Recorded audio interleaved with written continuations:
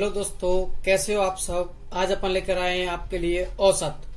औसत क्या होती है, औसत को कैसे सरल करना है और किस तरीके के क्वेश्चन यहाँ से बनते हैं।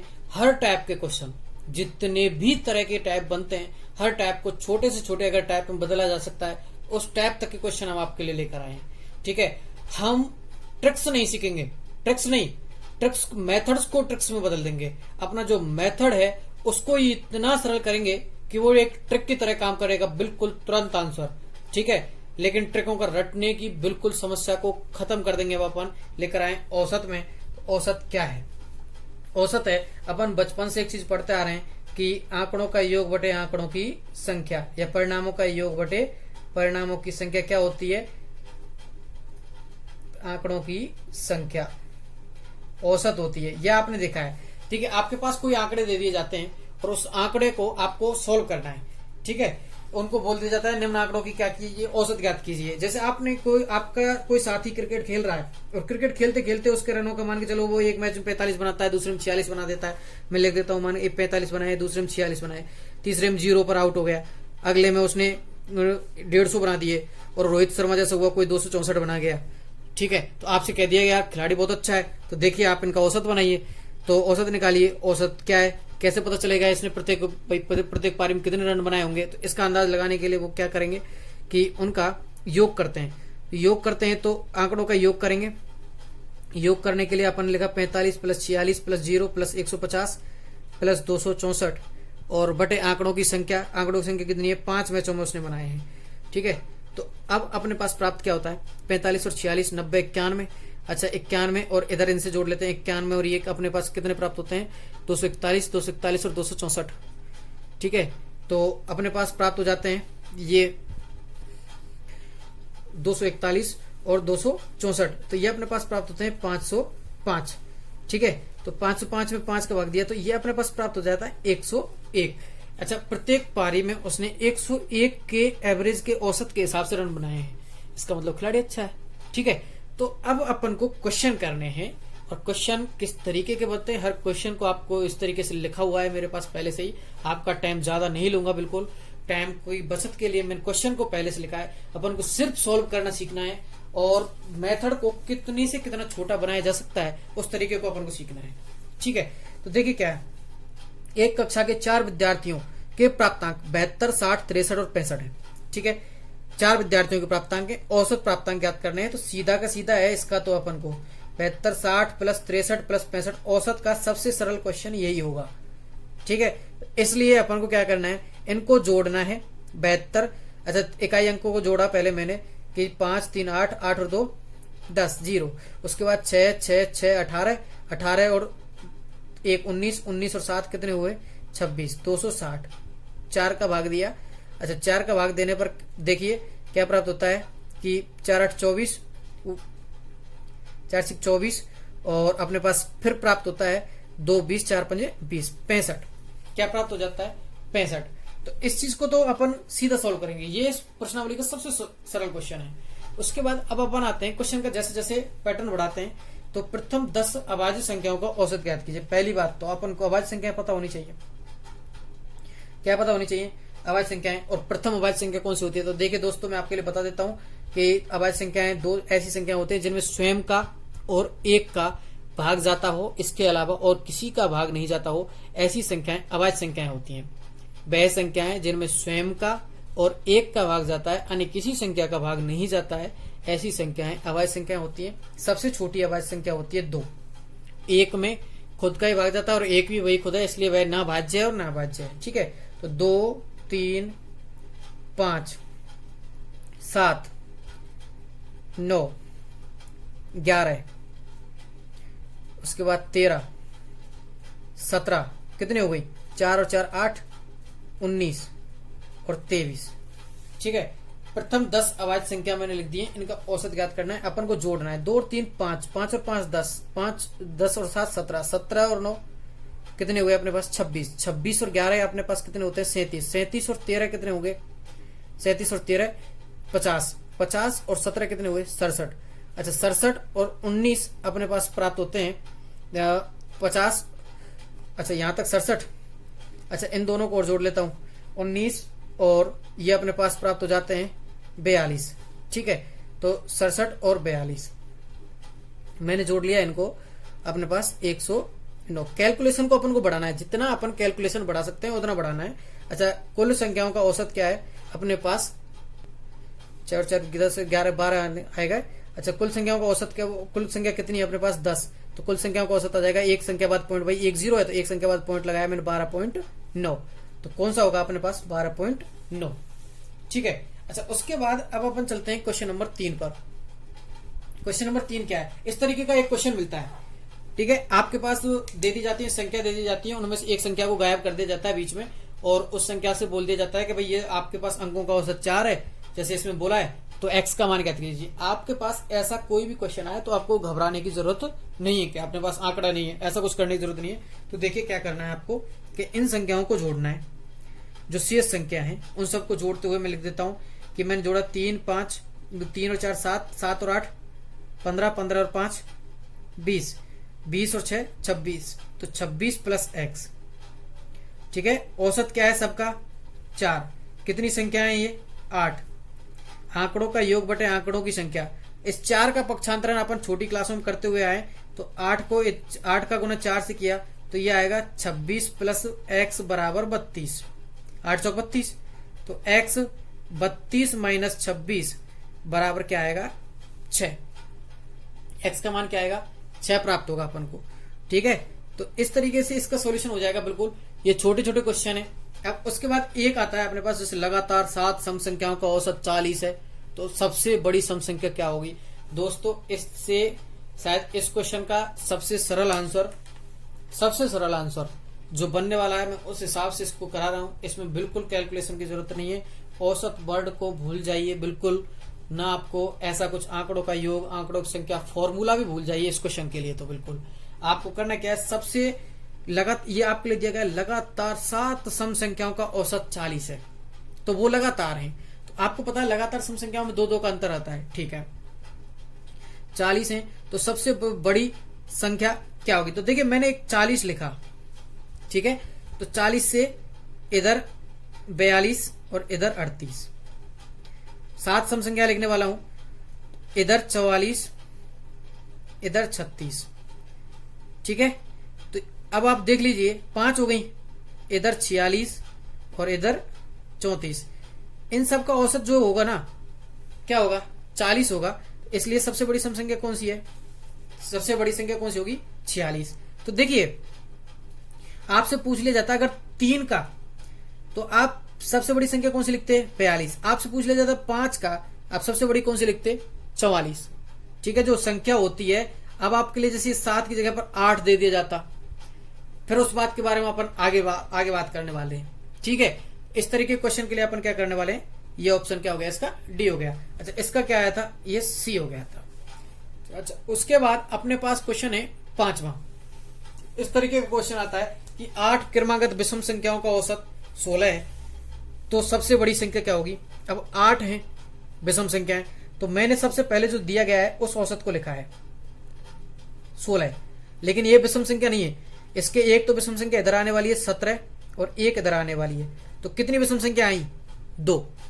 अच्छा, उसके बाद एक 19, एक 13, एक 21, एक 11, एक 23 और एक 9।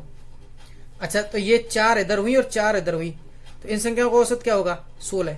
इसलिए सबसे बड़ी संख्या क्या है 23।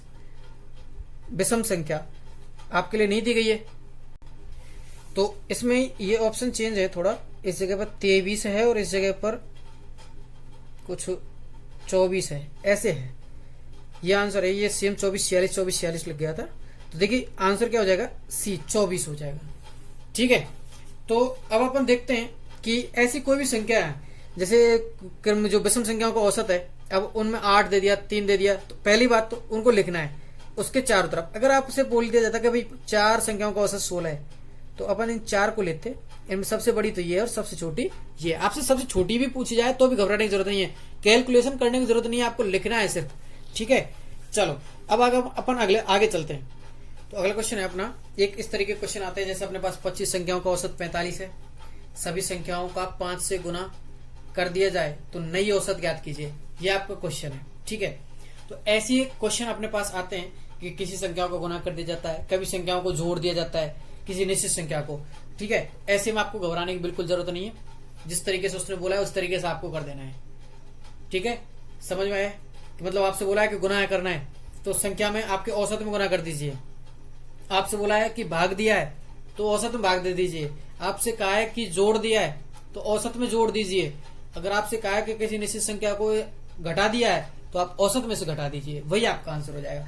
वैसे मैं इसको करके बता रहा हूं। कैलकुलेटिव क्या होगा ये, जैसे 25 संख्याओं का औसत क्या है 45 है, तो सब में सभी संख्याओं में 5 से गुना कर दिया जाता है। तो मान के चलो पहली संख्या 1 थी तो 1 में 5 का गुना होगा, फिर 2 में 5 का गुना होगा, फिर तीसरी में 5 का गुना होगा और सब में से 5 कॉमन आ जाएगा, बाहर कॉमन आ जाएगा।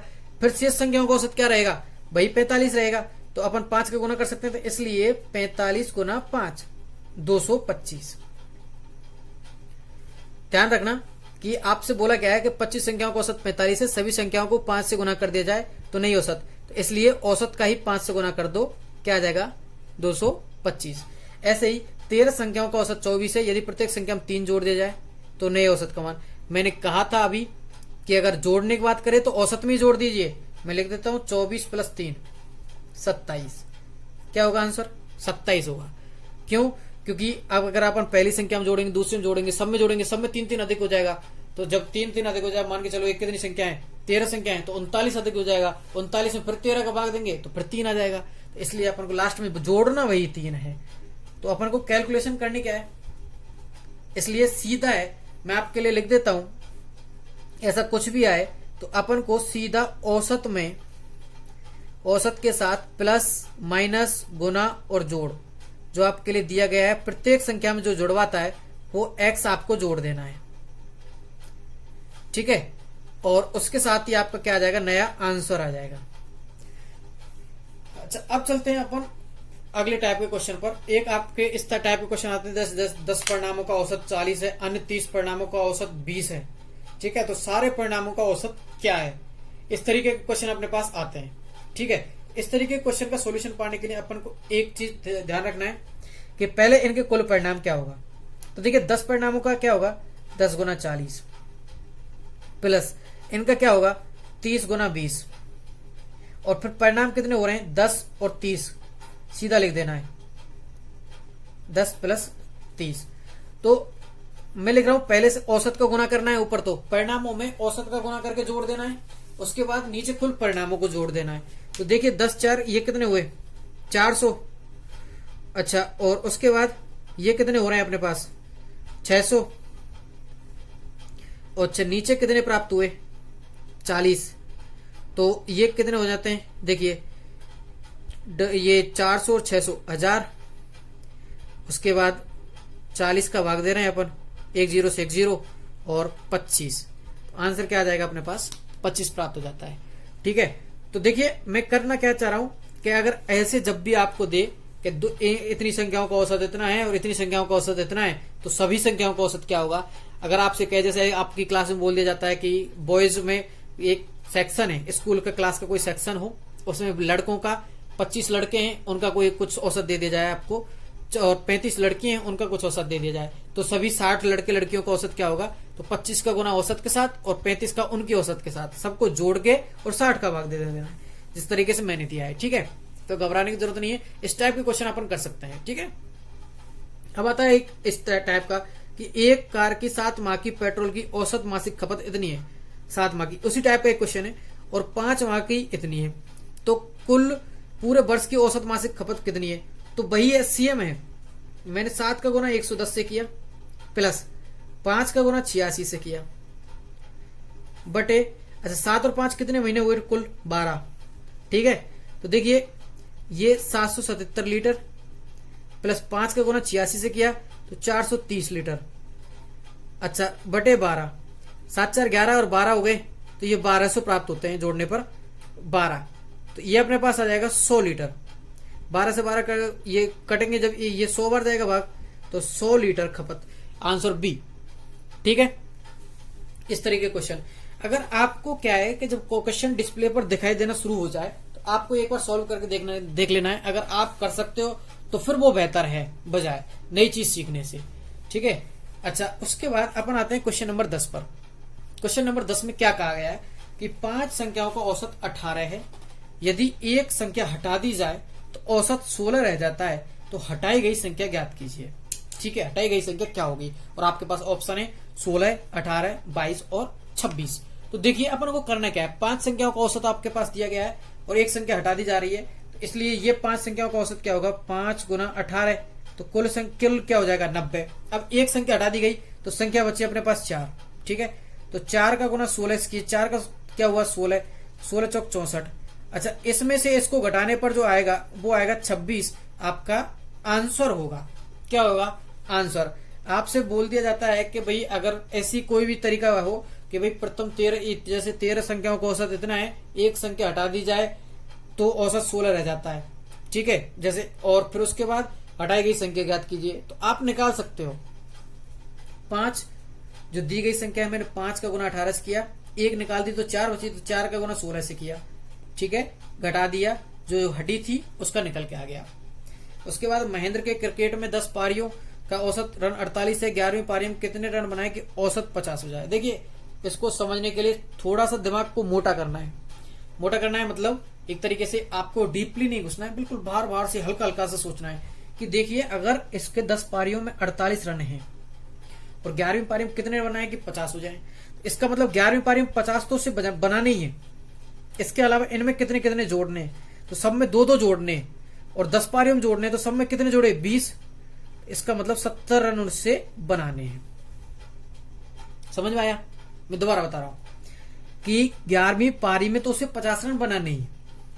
औसत क्या होगा? औसत निकालने के लिए अपन क्या करने वाले हैं कि रन को, जैसे ये 48 है भाई, 50 बनाने अपन को, तो 11वीं पारी में तो वो 50 बनाई है, उससे एक्स्ट्रा कितने बनाए कि देखिए 10 पारी है, इन 10 में उसको कितने कितने और जोड़ने? 2-2 जोड़ने।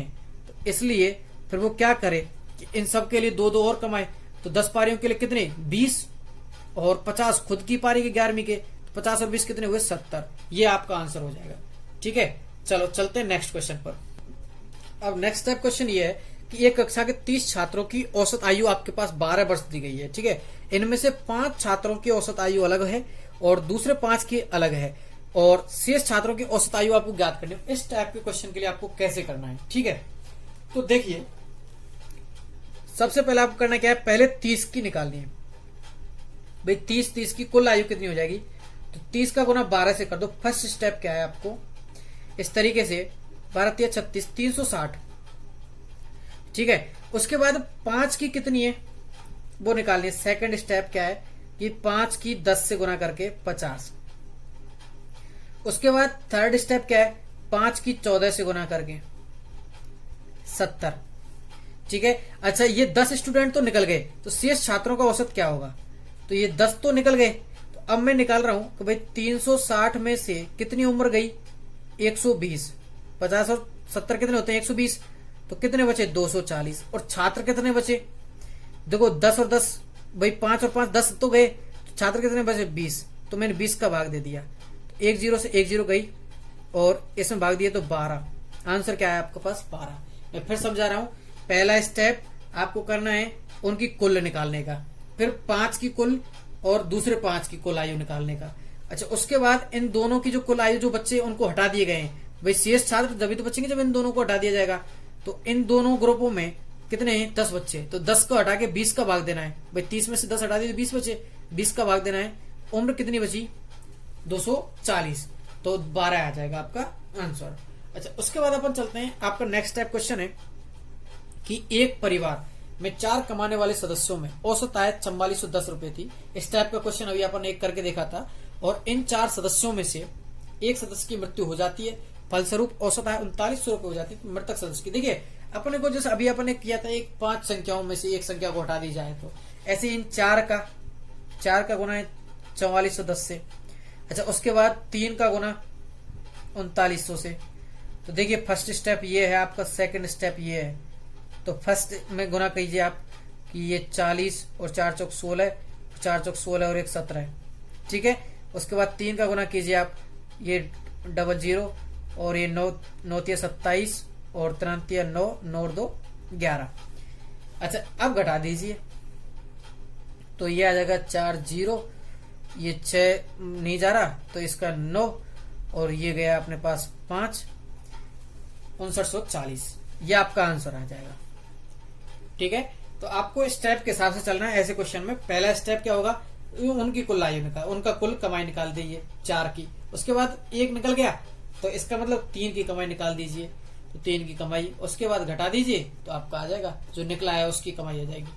ठीक है, तो अब नेक्स्ट टाइप क्वेश्चन आपका आता है कि एक क्रिकेट खिलाड़ी के 10 मैचों में औसत रन इतने दिए गए हैं, पहले 6 मैचों में ये थे और शेष 4 मैचों की औसत कुल रन संख्या क्या होगी। ठीक है, तो देखिए ऐसे मैच में अब कुल रन संख्या, पहले अपन औसत ज्ञात करवा रहा था अपन से ऐसे में, जैसे अपन ने किया था भाई 5 ये निकल गए, 5 ये निकल गए, अभी 12वां क्वेश्चन जो किया था। तो ऐसा नहीं है, अब की बार उसने सिर्फ एक ही ग्रुप को निकाला है। तो देखिए फर्स्ट ग्रुप क्या है, मैं बता रहा हूं। फर्स्ट ग्रुप 10 मैचों में 10 गुना 38.9। अच्छा सेकंड ग्रुप क्या है, जो निकल के जा रहा है, जो 6 मैचों को हटा दिया उसने, तो 6 42। ठीक है, तो सीएस निकालना है। तो फर्स्ट को देखिए मैं ग्रुप के हिसाब से कर रहा हूं इस चीज को। तो अब आया ये 389 और इसका किया तो 6 दूनी 12 और 6 चौक 24, 24 और 1 25, 252। अच्छा मैं इसको घटाता हूं तो 7 3 137।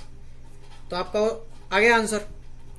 ठीक है, तो कोई घबराने की बात, बस आप ग्रुप में चलते रहिए, ग्रुप के हिसाब से जितना इन क्वेश्चनों को करोगे तो बेस्ट है। ठीक है, अच्छा क्वेश्चन नंबर 15 आपका आता है कि 11 परिणामों का औसत 50, प्रथम 6 का 49 और अंतिम 6 का 52। तो देखिए 3 ग्रुप बनाए हैं इसने। फर्स्ट ग्रुप क्या है, 11 गुना 50 कितना 500, 5500 सॉरी 550।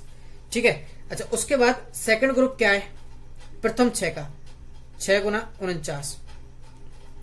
ठीक है, तो ये अपने पास बनेगा 294। अच्छा उसके बाद सेकंड ग्रुप के थर्ड ग्रुप क्या है, थर्ड ग्रुप है अंतिम 6 का, तो 6 गुना 52, तो ये आएगा अपने पास 312। ठीक है, अच्छा अब देखिए इस तरीके से बनते हैं। अब एक चीज को ध्यान देखिए कि कुल था परिणाम थे 11, लेकिन पहले 6 निकाल दिए और दोबारा हम 6 निकाल दिए, तो इसका मतलब एक एक्स्ट्रा निकाल दिया, और जो एक्स्ट्रा है वही छठा परिणाम है, क्योंकि अंतिम से 6। अब मैं लिख देता हूं उनको, आपको बता देता हूं। देखो 1 2 3 4 5 6 7 8 9। ठीक है, और ये 10 11 और 11 है। अब उसने बोला है कि इन 11 का तो एक साथ अपन ने ये निकाला, प्रथम 6 का और अंतिम 6 का। इसका मतलब ये अपन ने 2 बार काउंट किया है, ये अंक अपन ने 2 बार काउंट किया है, और इसी का इसने पूछा है छठा परिणाम क्या होगा। तो इस छठे परिणाम के लिए अपन क्या करेंगे कि इन दोनों को जोड़ दें और इसको घटा दें। जब भी ऐसे बात आती है, जैसे आपसे पूछ लिया जाता है कि आपसे ऐसे क्वेश्चन भी आए हैं, आपने देखा है कि रविवार बुधवार शनिवार आपको ऐसे दे दिए, रविवार बुधवार शनिवार शुक्रवार, इनको बारों में पहले 3 बार जोड़ दिए, उसके बाद अंतिम 3 बार जोड़ दिए, इनके अलावा 1 बार छोड़ दिया तो वो बार निकालना, या फिर अंतिम 4 और प्रथम 4 का औसत दे दिया आपको। तो इस तरीके के क्वेश्चन आपके अभी आने वाले हैं, और उस टाइप का ये भी एक क्वेश्चन कराऊंगा, वो इसी पर आधारित रहेगा। इन 2 ग्रुपों को मैं जोड़ूं, इन दोनों ग्रुपों को जोड़ने पर अपने पास आता है 4 और 6, 4 और 2 6, और ये 0 और ये आता है 606। अच्छा 606 में से ये घटाता हूं तो कितना आएगा 56।